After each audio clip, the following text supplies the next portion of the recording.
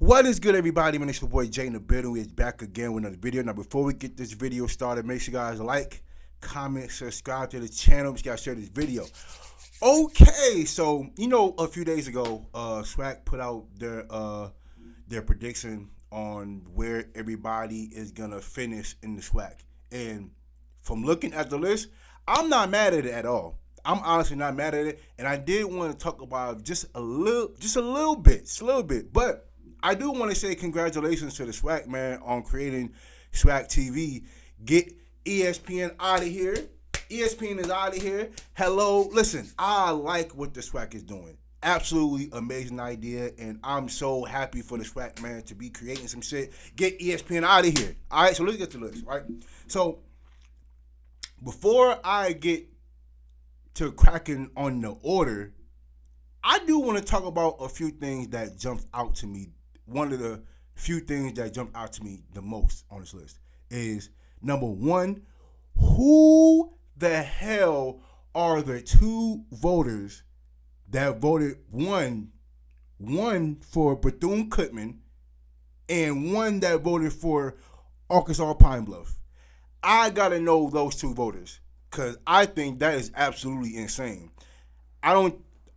Since Bethune-Cookman joined the SWAC, they have not had a winning season, and they haven't done anything this offseason that made me believe that they are championship ready, especially over Jackson State, Alabama. They're not. I don't know what they've done to make me feel like that. And for Pine Bluff to be voted, to have a one first place vote when they are predicted to finish last in their division, is absolutely crazy. Now, I have seen worse. I've seen many strange things happen, but Pine Bluff hasn't done anything to make me believe that they are even going. I don't know how many games I even have them predicting to win, but outside of R.J. Curry, who do they have on offense? Listen, y'all best offensive player and y'all receiver just transferred to Oklahoma. Y'all quarterback done transferred to Alabama A&M. I don't know who y'all have over there that's going win these games, but we'll see, man. But all right, so attacking the West Division first, having Southern predicted number one, I'm not mad at it.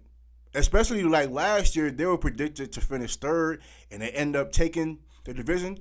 Listen, I know that they're going to have a quarterback battle over there between Cameron McCoy and Jamari Jones. Now, y'all know Jamari Jones transferred from Valley State, and Cameron McCoy transferred from Jackson State. Now, I would not be shocked if Jalen Woods comes out and wins the job, especially since he's been there for a few years now. So I would not be shocked if Jalen Woods comes out and beats both of them for the job.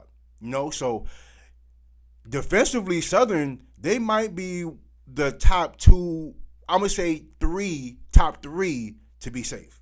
But they do have one of the top three defenses in the SWAC.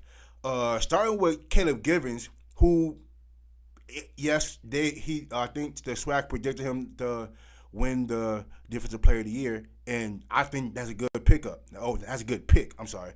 And you also have Vincent Page at linebacker, Horatio Johnson at the DB spot, and not gonna hold you, Southern has a nice little secondary back there. They also got Herman Brister, Xavier Spencer. Who else they got over there? Elijah West. They have a nice little secondary at Southern, man. So defensively, I think Southern is going to be amazing on defense. Now, offense is where I can say that I do have some questions, because who are the running backs? And outside of Darren Moses and Dupree Filler, who you throwing to? Those are just my two questions that I do have for Southern, but I'm not mad at Southern being number one. And Alcorn is a good spot at number two as well. Now they do have some good weapons on offense. They have Amarion Blakes, Tyler Macon, Jacoby Matthews. They also, I think Elijah Griffin is still there, and then of course you got Jacobian Swell at the running back spot.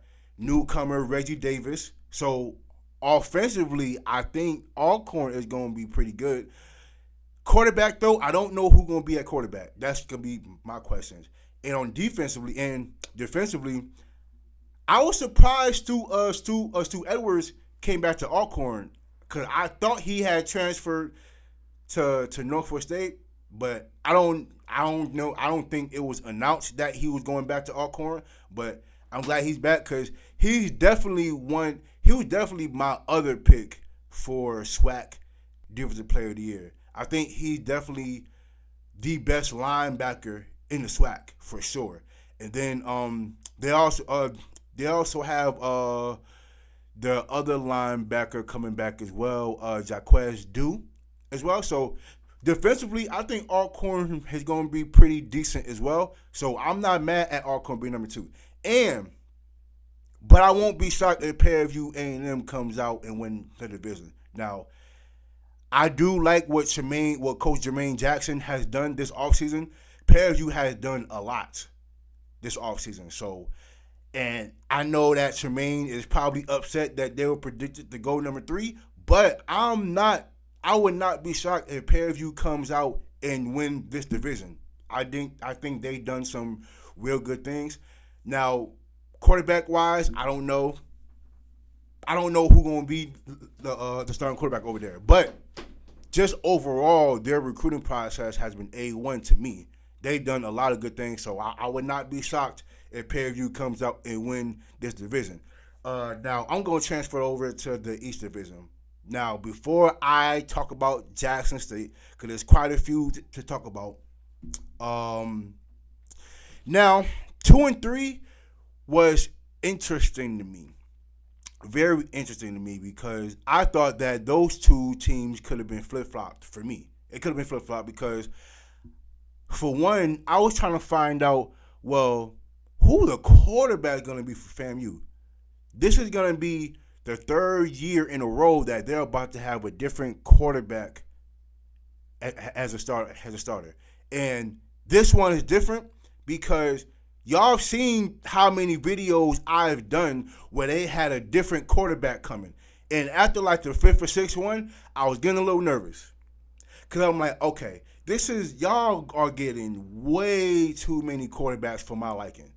You know, so I know they have Tyler Jefferson over there from Central Michigan. You have R.J. Johnson from Toledo. You have Jet Petty from Long Beach Community College, and you already got the other 2 quarterbacks that was there last year. So the quarterback competition over there, I'm pretty sure, is going to be heavy. It is heavy over there.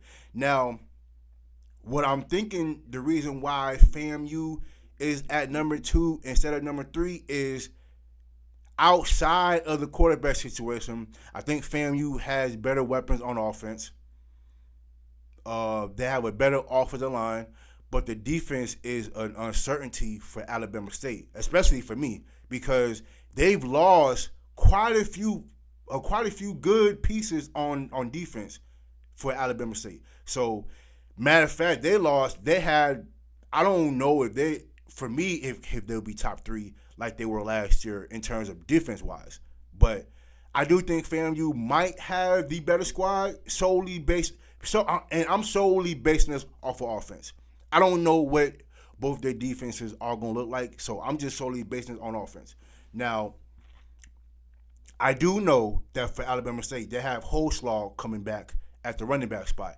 And he did some good things last year I think he was a true freshman. I think he had 2 or 3 straight games of 120 yards rushing or more. So he did show some signs last year that he can be the bell cow for Alabama State. Now, I think injuries plagued them last year. And I'm talking about Alabama State. They have a lot of injuries on offense that I think if, at least at the quarterback position, if one of their 3 quarterbacks is healthy, I think some of their games go a different way.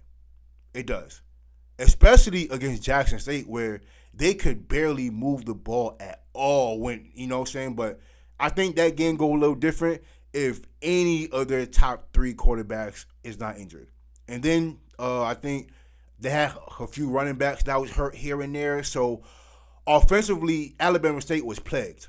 But I think in terms of a player, if I had to choose a player in the SWAC with a chip on their shoulder, the most, who I think has the most to prove, is Andrew Body. 100% Andrew Body. You know, especially with him only playing 2 games in the last 2 years, and both of those games being the first game of the year, that gotta suck. It has to suck. And especially with how good he played in both of those games, he played good in both of those games. Especially with with how good he was running the ball against North Carolina Central last year. Even though he didn't throw the ball particularly well, he was running the ball really, really well. And I think that is his strong suit as a quarterback, is his running. But you gotta ask the question if he's injury prone or not. Because missing damn near the entire season, 2 straight years, is a lot. And I don't know if they have to use him differently or if he has to be careful with how he runs the ball. So I do have some questions about Alabama State offensively, period. But if Andrew Body can complete a full season with Alabama State, I think they have a chance.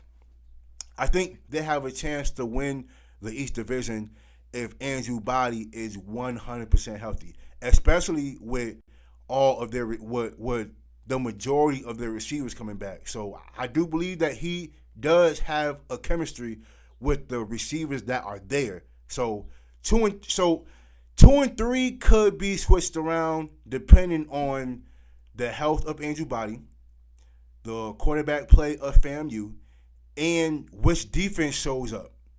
So those three could factor into who could finish 2 and 3 if that's how they're predicting it.